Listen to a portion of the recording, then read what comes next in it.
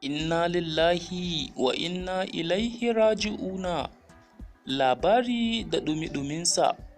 Miji ya kama matarsa na tura wa tsohon saurayinta bidiyon ta tsirara a WhatsApp.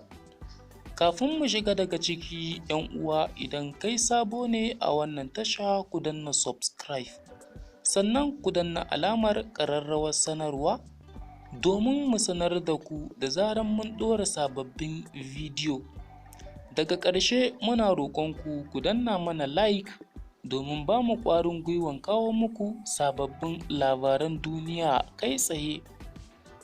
Rahotannin da muke samu da ɗumi-ɗumi daga jihar Anambra da ke yankin kudancin Najeriya na cewa wani magidanci mai suna Ayuba ya kama matarsa tana tura wa tsohon abokin karawarsa hotuna da bidiyon sassan jikinta tsirara.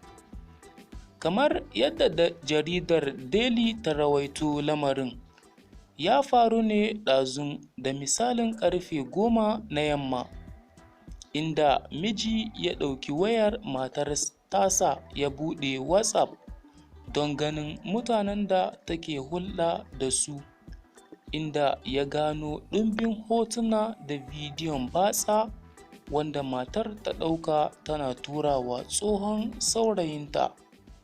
Da aka tambayi miji yanzu wani hukunci zai yanke akan wannan lamari, sai ya ce zai yi tunani nan da zuwa wayewar gari.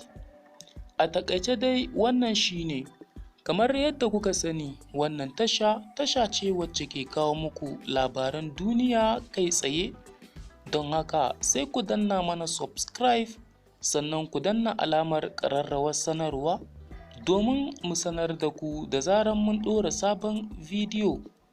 Sannan muna roƙonku ku danna mana like domin ba mu ƙwarin gwiwan kawo muku sababbin labaran duniya kai tsaye.